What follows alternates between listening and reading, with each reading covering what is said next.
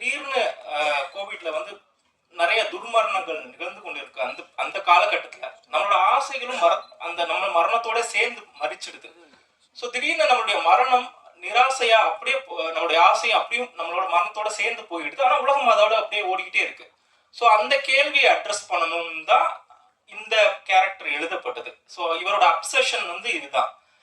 அவரோட அப்சஷன், அவருடைய அந்த அவர் ஒரு சேவல் சாப்பிட ஆசைப்படுறாரு தவிர அதுக்கு உள்ள விஷயங்கள் வந்து இதுதான் சப்டெக்ஸ்ட்.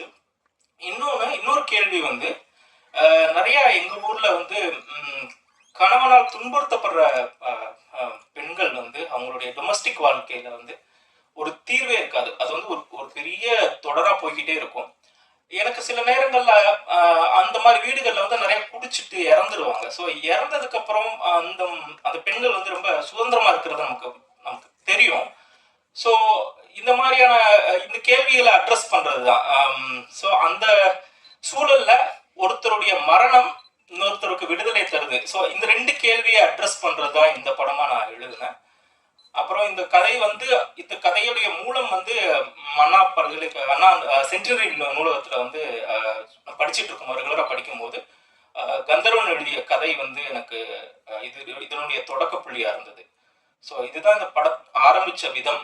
அப்புறம் இதை வந்து எழுதுனதுக்கு அப்புறம் நான் எப்பவுமே எழுதினாலுமே எங்க இயக்குநர்கிட்ட காட்டிடுவேன். ஸோ அந்த மாதிரிதான் என்னுடைய முதல் சிறுகதை விகடன்ல வந்ததுக்கும் அவர் ரொம்ப முக்கியமான காரணமா இருந்தாரு. அதே போல நான் எழுதுற திரைக்கதைகளை வந்து அவர்கிட்ட காட்டிடுவேன். அவர் இம்மிடியேட்டா படிச்சிருவார். படிச்சுட்டு இதை நிச்சயமா பண்ணலாம்னு அவரே பேச சொல்லிட்டாரு. ஆனா அதை செயல்படுத்துறதுக்கு இதுல வந்து நிறைய சேலஞ்சஸ் இருக்கு. இதுல சேவல் இருக்கு. இதை வந்து எப்படி நீங்க விஷுவல் எஃபெக்ட்ஸ் போறோமா இல்ல ப்ராக்டிக்கல் எஃபெக்ட்ஸ்ல இதை பண்றோமா அப்படிங்கிற நிறைய காம்ப்ளிகேஷன்ஸ் எல்லாம் இருந்தது.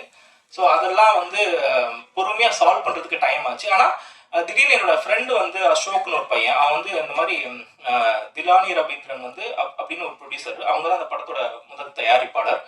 அவங்க வந்து கனடால இருந்து ஒரு போட்டியை வச்சிருக்காங்க, திரைக்கதை பற்றியான போட்டி. அதுக்கு வந்து நீங்க எழுதி அனுப்புங்கன்னு சொன்னார். நான் எழுதி அனுப்பிச்சிட்டு விட்டுட்டேன். ஸோ அதுக்கப்புறம் ஒரு 4 மாசத்துக்கு அப்புறம் அது வந்து தென்கிழக்கு சவுத் ஏஷியா லெவல்ல நடந்த கான்டெஸ்ட். அது ஸ்ரீலங்கா, சிங்கப்பூர், மலேசியால இருந்து எல்லாருமே அனுப்பிச்சாங்க. அதுல என்னுடைய திரைக்கதை வந்து முதல் பரிசு வென்றது.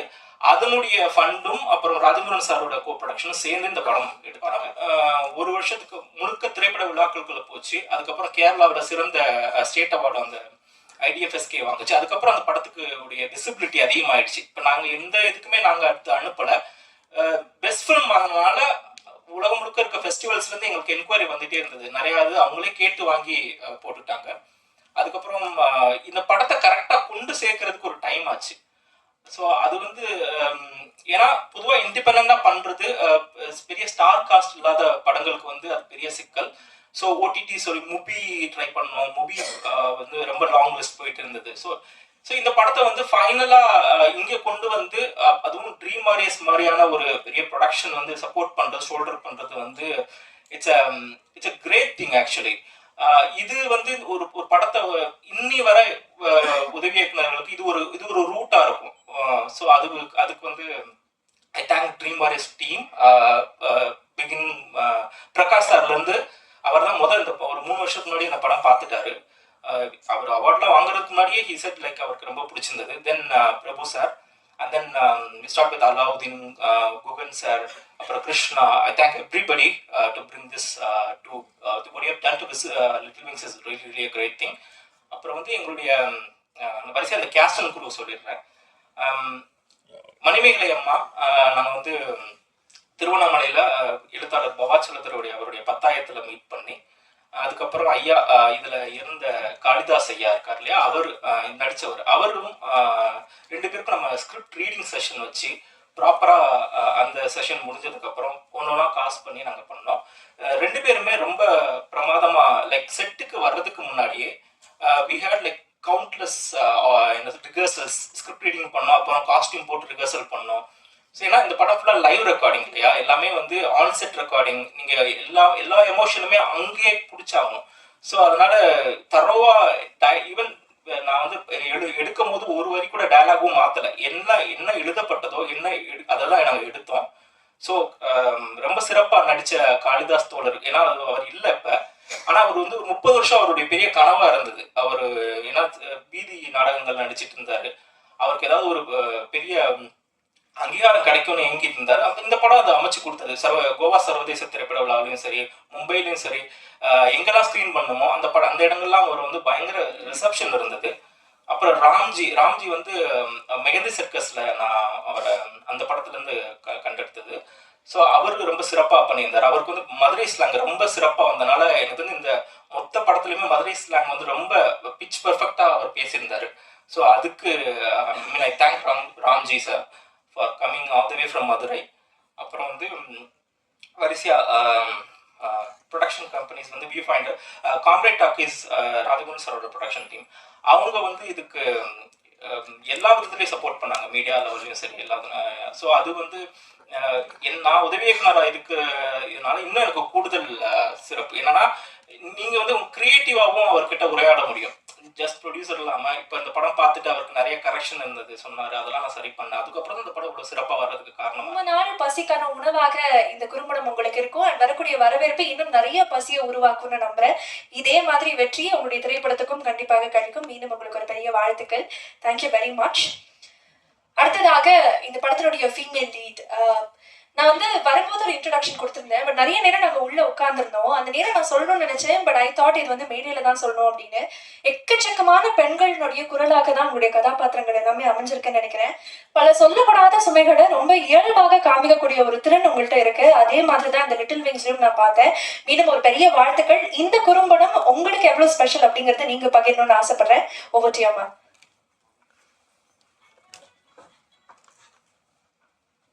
எல்லாருக்கும் வணக்கம். இந்த குறும்படத்தை வந்து நான் பார்வையாளராக பார்க்குறேன். உங்களோட சேர்ந்து தான் நான் இது செகண்ட் டைம் பார்த்துட்டு. ஸோ காளிதாஸ் ஐயா வந்து அந்த கேரக்டர் வந்து அந்த சேவல் மேலே ஒரு ஏன்னா கஞ்சி சாதமே சாப்பிட்டுக்கிட்டு இருக்கவங்களுக்கு அந்த கறி சோறு சாப்பிடணும்னு ஒரு ஆசை இருக்கும். ஸோ அந்த சேவலை எப்படியாவது அடிக்கணும்னு நினச்சாரு, முடியல.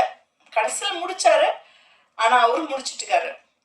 ஸோ அந்த சனிக்கிழமை போனதுனால அந்த சேவலை எடுத்துகிட்டு போயிடுவாங்க. ஸோ அந்த சோல் வந்து அந்த சேவலோடு போகிற ஒரு விஷயம் இருக்கு இல்லையா, அது ரொம்ப மனசை வந்து பாதிக்குது. ஒரு ஆத்மா வந்து அந்த கோழி கொண்டு போயிடுச்சு அப்படின்ற ஒரு இது இருக்கு. இன்னொன்று அந்த ஆர்ட் டைரக்டர் வந்து அந்த ஒரு கோழி குஞ்சு வந்து இயற்கையாகவே இல்லாம செயற்கையா பண்ணாரு. அந்த முட்டைக்குள்ள ஒரு கோழிக்குள்ளலாம் வச்சு அதுக்கு எவ்வளவு வேலை பண்ணாங்கன்றது. ஏன்னா 4 days பிளான் பண்ணது, ஆனா 6 days ஆயிடுச்சு. ஏன்னா இந்த சவுண்டு ஆர்ட் எல்லாமே டைம் எடுத்து 6 days ஆயிடுச்சு. அதுக்கப்புறம் இந்த கோழி குஞ்சு கத்துறது, அதாவது வாழ்க்கையே போனதுக்கு அப்புறம் ஒரு சந்தோஷம் வரும் இல்லையா, அந்த விஷயங்கள்லாம் வந்து எனக்கு நான் பார்வையாளராக பார்க்கும்போது எனக்கு வந்து ரொம்ப நெகிழ்வா இருக்குது அந்த விஷயங்கள்லாம். கதை வந்து இது ரிகர்சல்லாம் பண்ணி பார்த்துட்டு எனக்கு கதை ஃபோனில் தான் சொன்னார் நவீன். எனக்கு அப்பயே நான் அப்படி ரொம்ப ஓகே சொல்லிட்டேன் நான். ஸோ ரிகர்சலுக்கு டைம் எடுத்தோம். எல்லாருமே அந்த ரிகர்சலுக்கே கொஞ்சம் சிரமப்பட்டு தான் அங்கே அப்போ பஸ்ஸு கிடையாது சில சமயம் திருவண்ணாமலையில் கொரோனா காலத்தில். அதெல்லாம் சிரமப்பட்டு தான் 4 நாள் வந்து ரிகர்சல் எடுத்தோம் நாங்கள். ஸோ இதில் வேலை பண்ண எல்லாருமே வந்து ஹார்ட் ஒர்க் பண்ணாங்க செட்டில். ஸோ அது எல்லாரும் இருந்தவங்களுக்கு எல்லாருக்கும் தெரியும். ஸோ எனக்கு ரொம்ப ஹாப்பியாக இருக்குது. இந்த கதையில் வந்து எனக்கும் இந்த கதை பாத்திரத்தை நான் நடிச்சிருக்கேன்னு நான் பார்வையாளர் தான் பார்க்குறேன், ஏன்னா நான் பார்க்கல. ஸோ இந்த கேரக்டர் இவ்வளோ வெயிட்டாக இருக்குது அப்படின்னு சொல்லிட்டு. ஸோ தேங்க்ஸ் நவீன், ரொம்ப தேங்க்ஸ். ஒர்க் பண்ண அனைவருக்கும் நன்றி. பார்வையாளருக்கும் நன்றி. தேங்க்யூ. போது எனக்கு அந்த பெரிய படத்துல இருந்து சின்ன குறும்படத்துக்கு வந்ததுக்கப்புறம் குறும்படத்துல இவ்வளோ எஃபர்ட் இருக்குன்னு சொல்லி அந்த ஃபீல் அப்பதான் பண்ணேன். ஆக்சுவலாக இந்த படத்தோட டைட்டிலுக்கும் எனக்கு ஒரு சின்ன சிங்க் இருக்கும். லிட்டில் விங்ஸ், நான் லிட்டில் தான். ஸோ அது எனக்கு ரொம்ப பிடிச்சிருந்துச்சு. அதை நான் இயக்குனர்கிட்ட சொல்லவே இல்லை. என்னோட யூடியூப் சேனல் நேமும் லிட்டில் மேன் ஷோ தான் வச்சிருக்கேன். ஸோ எல்லாரும் சொல்லுவாங்க, நார்மலாக இருக்கிறவங்களோட என்னை பார்த்தா எல்லாருமே கேலி கிட்டன் தான் பண்ணுவாங்க. நிறையா பேர் கேட்டாங்க, ஏன் உன்னோட பேர் இந்த சப்நேம் அதாவது லிட்டில் மேன் தான் வச்சுருந்தேன் நான் அதில். குள்ளமான மனிதன் சொல்லி தான் எனக்கு கிண்டல் பண்ணுவாங்க. அதையே என்னோட அடமொழியாக வச்சேன். அதே மாதிரி சார் அந்த லிட்டில் விங்ஸுங்கிற நேமே எனக்கு அதை பார்க்கும்போது ஒரு அளவு சிங்க் ஆச்சு. என்னுடைய முதல் குறும்படம் இயக்குனரோட முதல் படமும் இதுதான்.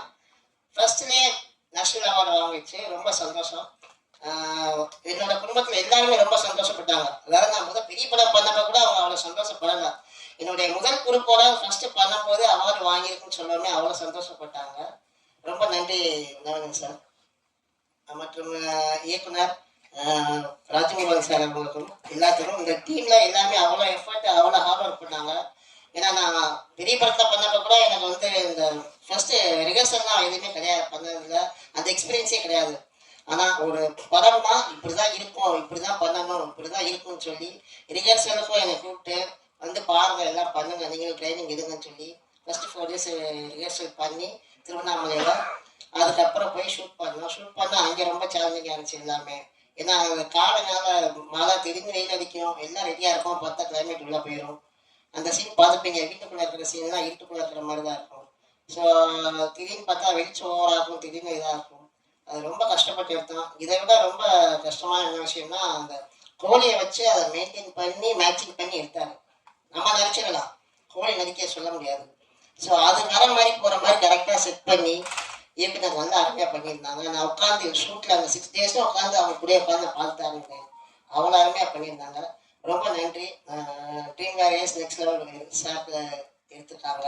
ஸோ ரொம்ப சந்தோஷம். படம் ரிலீஸ் ஆனதுக்கப்புறம் மிகப்பெரிய வெற்றி அடையணும்னு நான் எல்லாத்தையும் கேட்டுக்கிறேன். Thank you. Thank you dream warriors, Rajamurugan sir and ஸ்டேஜில் இருக்க எல்லாருமே.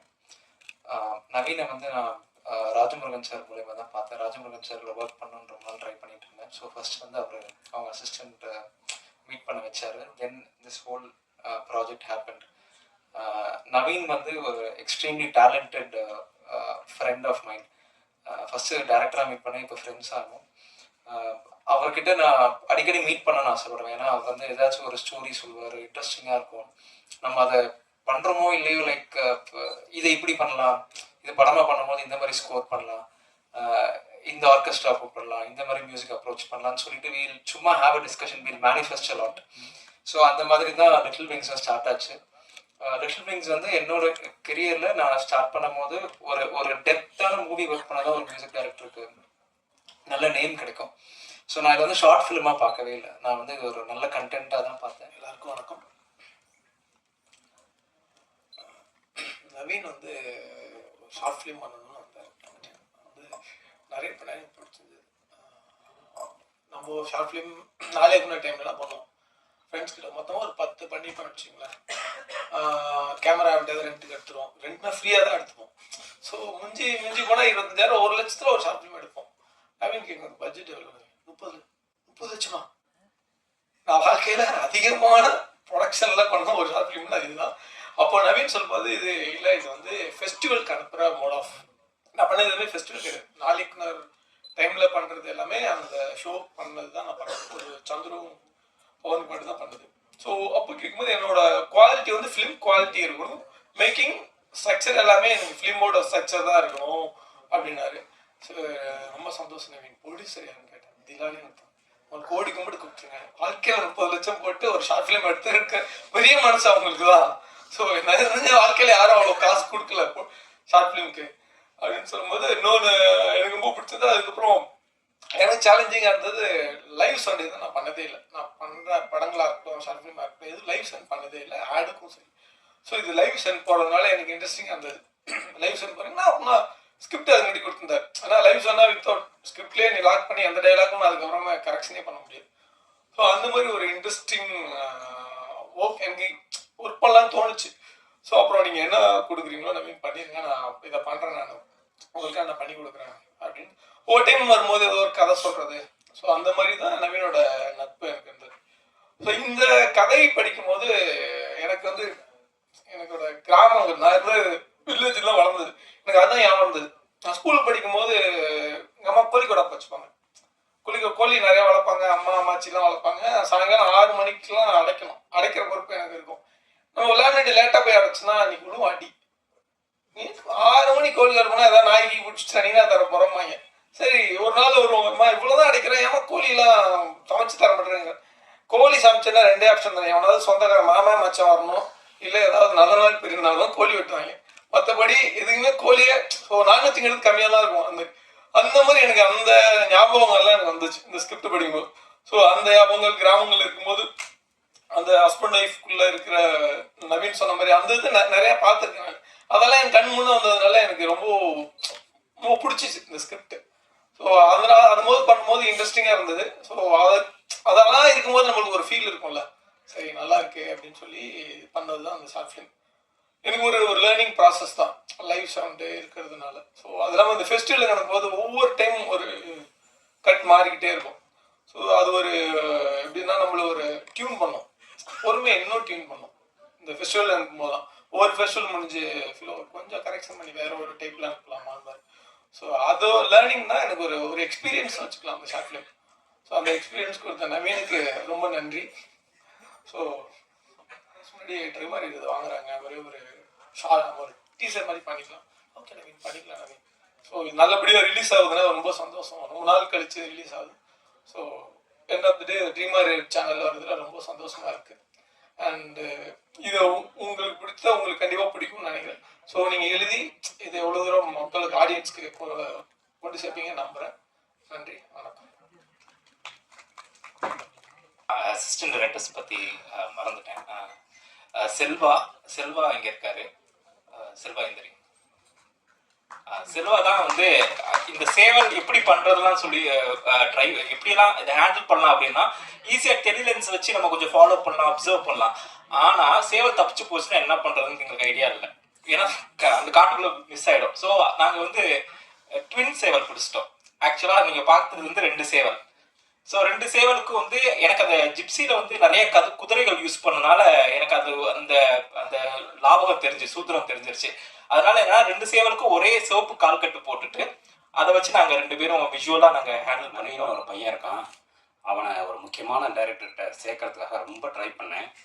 அவன் உலக சினிமா பற்றி நிறைய பேசினதுனால ஒரு உரையில ஒரு கத்தி தான் இருக்கணும் அப்படின்னு அந்த டைரக்டர் சேர்த்துக்க மாட்டேன்ட்டாரு. அதனால அவன் கொஞ்சம் விரக்தியா இருக்கான், நீங்க சேர்த்துக்கங்களேன் அப்படின்னாரு. இந்த ரிஜெக்ட் பீஸ் எல்லாம் என்கிட்டயே தள்ளுறதுதான் உங்க வேலையா அப்படின்னு சொல்லிட்டு நான் சேர்த்துக்கல. நான் வந்து அசிஸ்டன்ஸ் எல்லாம் சேர்த்துட்டேன் சார், இடம் இல்லையே அப்படின்னு. நீங்கள் வாங்க, இப்போ எங்கே போகிறீங்க அப்படின்னாரு. தருமபுரி ஷூட்டிங் போகிறேன். ஆந்திவே வாங்க, திருவண்ணாமலையில் வந்து லக்கேஜ் மாதிரி அவனை எடுத்துகிட்டு போயிடுங்க அப்படி சொன்னார். அப்படி வந்து ஆந்திவேல வந்து பிக்கப் பண்ணிட்டு வந்தவன் தான் நவீன்.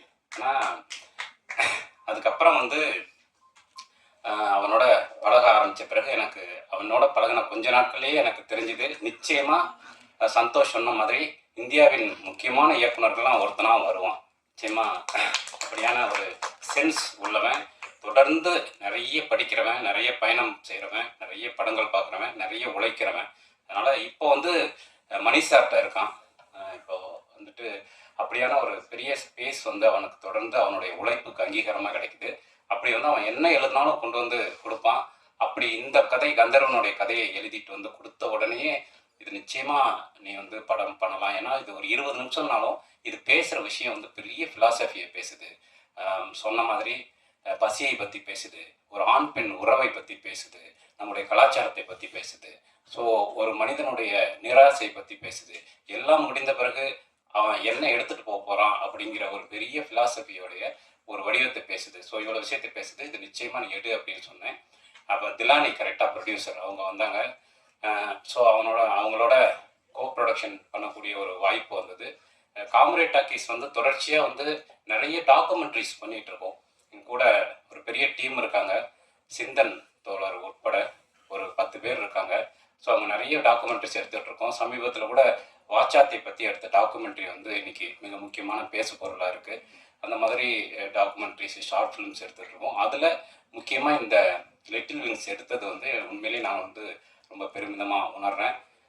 இந்த படத்தை வந்து பார்த்துட்டு உடனடியாக இதை வந்து ட்ரீம் வாரியர்ஸில் ரிலீஸ் பண்ணணும் அப்படின்னு சொல்லி பிரகாஷ் சாரும் பிரபு சாரும் சொன்னாங்க. எனக்கு வந்து பிரகாஷ் சார் வந்து ரொம்ப என்னோட ஹார்ட்டுக்கு ரொம்ப க்ளோஸான ஒருத்தர்.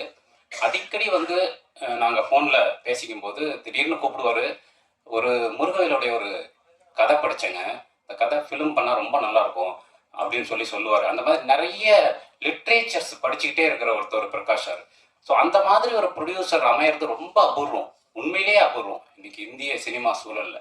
அப்படி வந்து தொடர்ச்சியாக வந்து லிட்ரேச்சரை, லைஃப்பை கரெக்டான மிக்சிங்கில் சினிமாவுக்கு கொண்டு வரணும்னு நினைக்கிறது வந்து பிரகாஷ் சார், பிரபு சார் 2 பேர்ட்டையும் இருக்கிற மிக முக்கியமான அம்சமாக பார்க்குறேன். சொன்னாங்களோ அப்போவே நான் ரொம்ப முக்கியமாக வந்து நவீனுக்கு வந்து ஒரு பெரிய ஒரு லைஃப் வந்து அதில் பிகின் ஆகும் அப்படின்னு நான் நினைக்கிறேன். ஏன்னா ட்ரீம் வாரியர்ஸ் வந்து ஒரு தொட்ட படைப்பாளிகள் எல்லாருமே ரொம்ப முக்கியமான ஒரு இடத்துக்கு வந்திருக்காங்க.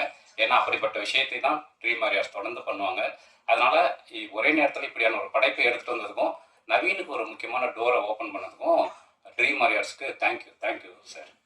ஸோ இப்படியான சூழலில் இந்த மாதிரி ஆனால் ஒரு இன்னைக்கு வந்து குளோபலைசேஷனுடைய ஒரு பெரிய ஸ்பேஸில் இன்னைக்கு உலகம் இருக்குது. இன்னைக்கு ஷார்ட் ஃபிலிம்ஸ், வெப் சீரிஸு, திரைப்படம், ஒரிஜினல் கண்டென்ட் அப்படின்னு என்ன வடிவத்தில் வந்தாலும் அது உலகம் முழுவதும் போவதற்கான ஒரு ஸ்பேஸ் வந்து இன்னைக்கு உருவாயிருக்கு. அப்படி இந்த மாதிரியான புதிய சிந்தனைகள் இன்னும் நிறைய வரணும். சந்தோஷோடைய இசை ஒரு சூப்பரான மியூசிஷியன். நான் வந்து அவரை போய் ஸ்டுடியோவில் பார்த்தப்போ அவ்வளோ கிளாரிட்டியான மியூசிக். நிச்சயமாக சினிமாவில் உங்களுக்கு பெரிய இடம் உண்டு. அதே மாதிரி இந்த படத்தில் நடித்த அத்தனை பேரும் ஒரு அபாரமான நடிப்பை கொடுத்துருந்தாங்க. கேமராமேனு ஃபிலோ வந்து அதுதான், அவர் வந்து ஒரு படைப்பை மட்டும்தான் பார்ப்பாரு, சின்னது பெருசு அப்படிலாம் இல்லாமல் இன்னைக்கு இந்தியாவின் மிகப்பெரிய பட்ஜெட்டில் உருவாகக்கூடிய படங்களை செய்து கொண்டிருக்கிறவர். இந்த மாதிரியான குறும்படங்களிலும் தன்னுடைய கவனத்தை செலுத்தி புதிய படைப்பாளிகளுக்கான ஒரு ஸ்பேஸாக அவருடைய ஆஃபீஸ் இருக்குது. அவரோட ஆஃபீஸ்க்கு போனால் ஒரு பெரிய ஃபேக்ட்ரி மாதிரி இயங்கிட்டு இருக்கும். எந்த ரூமில் எது நடக்குதுன்னே தெரியாது. திடீர்னு நான் போய் கதவை திறப்பேன், அங்கே வந்து கூலி ஷூட்டிங் போயிட்டுருக்கும், எடிட்டிங் போயிட்டுருக்கும். இன்னொரு கதவை திறந்தா விஜய்க்கு வந்து ஃபைனல் கட்டு பார்த்துட்டு இருப்பாரு. அதில் நமக்கும் ஓரமாக ஒரு இடம் இருக்குது அப்படிங்கிறது வந்து மிக சிறப்பான விஷயம். அது மாதிரி இந்த மாதிரியான படைப்பாளிகளுக்கு அவர்கிட்ட எப்போவுமே ஒரு இடம் உண்டு. ஃபிலோ வந்து ரெக்கமெண்ட் பண்ணிகிட்டே இருப்பார் யாருக்காவது ஃபோன் பண்ணி. அப்படியான ஒரு நல்ல மனசுக்காரர். ஸோ இப்படி ராம்ஜி அவரை வந்து மெஹந்தி சர்க்கஸ்லேருந்து பார்க்குறேன்.